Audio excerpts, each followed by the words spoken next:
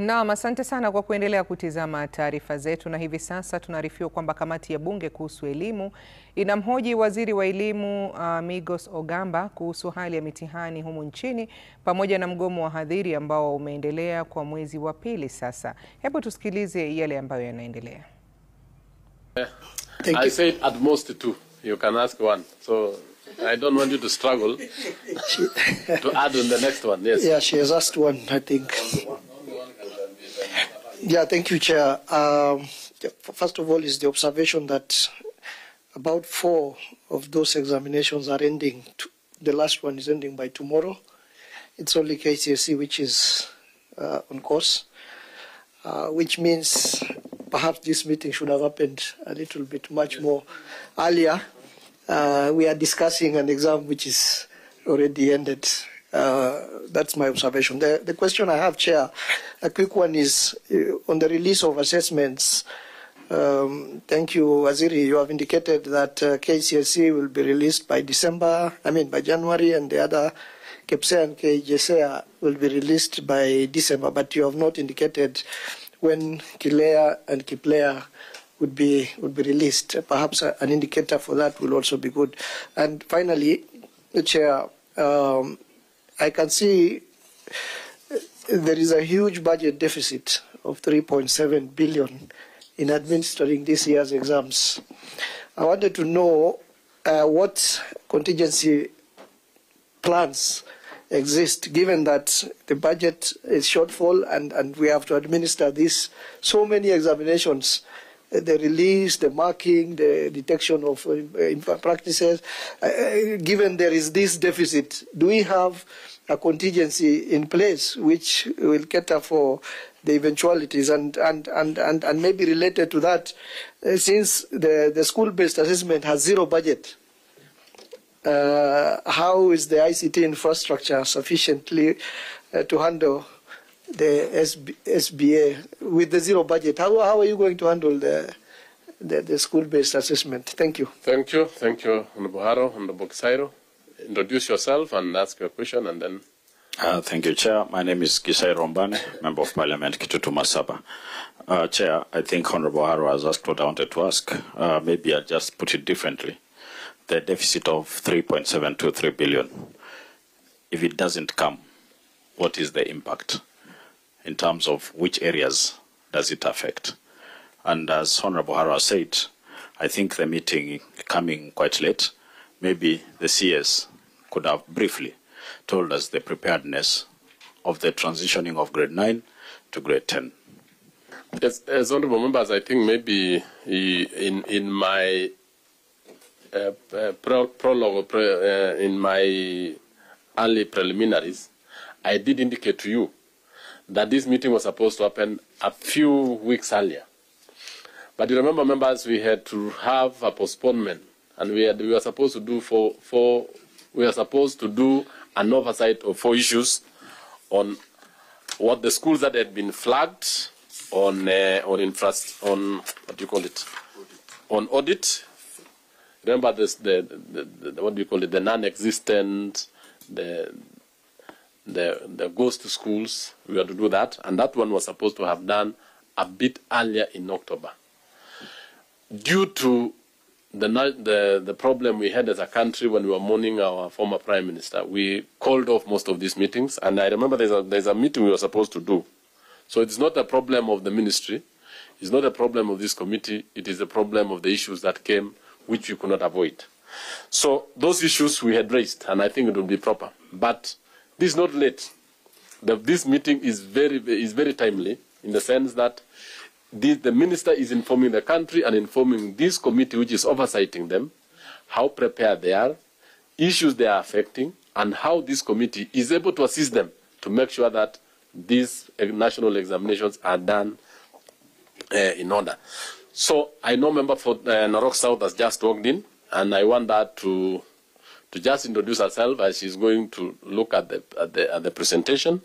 And if you are able to ask the question, you can, but I would request that you ask your question, introduce yourself first. Thank you, Chair. Chair, for correction, Narok County MP, Rebecca Tonkei. Thank you. Thank you.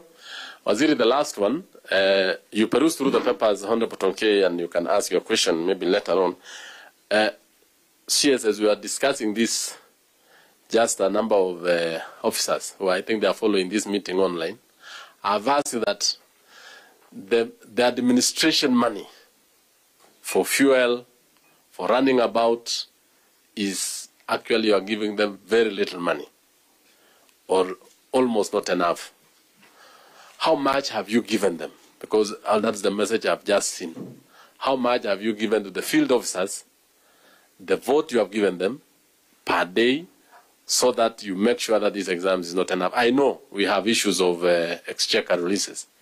Give us a tabulation across the country, and if the money is not enough, what have you told them to do out there? Thank you.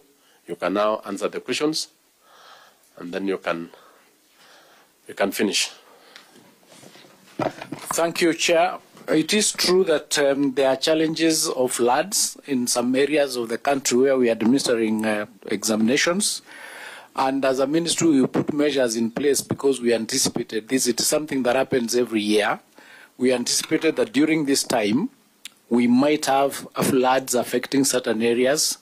And even this morning, we've been receiving reports of areas where vehicles are not able to pass through bridges because they are flooded.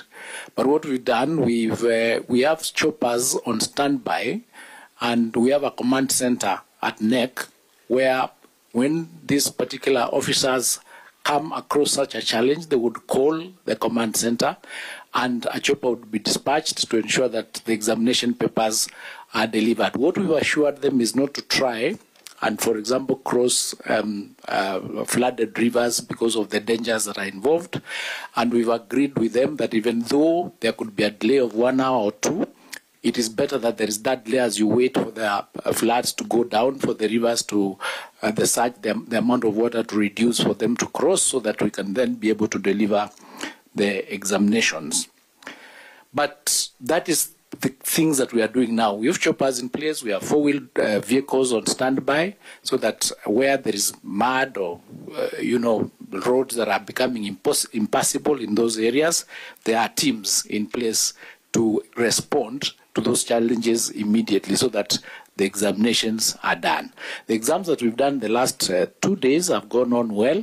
Actually, it's just last night that there was a lot of rain in some areas, and we are attending to it. That's why you are seeing us coming out and ensuring that that progress has been done as they keep reporting on an immediate basis.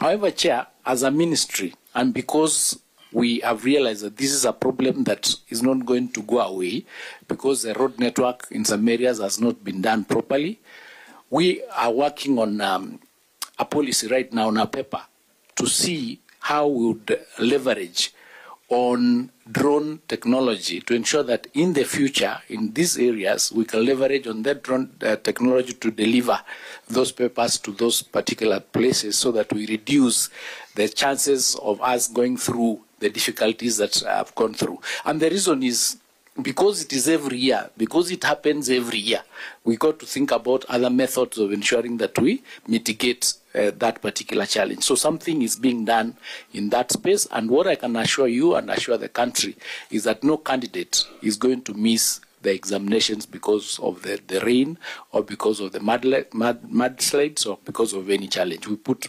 adequate measures in place. Number two, Chair, you raised the issue of IPOA and the National Police Service. The National Police Service are working with us through the Ministry of Interior, and I did indicate in my report that we are closely working with the Ministry of Interior in offering security and ensuring that our students are undertaking the examinations and assessments in a safe environment. I raised the issue of IPOA because of the number, on the basis that should there be issues relating to misconduct of a police officer, then there is a number for them to report, so that it is a 360 situation where we are completely having a controlled environment where we don't have any unauthorized people coming to the examination centers, and ensuring that going forward, the examinations are done, they have integrity, and they are done seamlessly. Now, The issue of examinations, and I will ask the CEO to respond thereafter, to just add that the examiners who we use and in situations where the payment does not come on time is because of the difficulties of exchequer release. You realize that every year we do a presentation of what our budget is for the examinations. But for some reason, that budget is not fully honored, leading to these deficits. And because of the deficits, there are difficulties sometimes of making a decision and prioritizing on what needs to be paid at what point. So what we are doing now as a ministry and through this committee and treasury, and because of the changes and the analysis that we are doing in the ministry, including the verification exercises that we are taking place so that we have the exact numbers and the exact centers and the exact needs that we have in the institution, is just to ensure that once budgets are presented for such things like examinations, which are time-based and which we know are going to happen and which have specific numbers of students, that these budgets are honored and not slashed.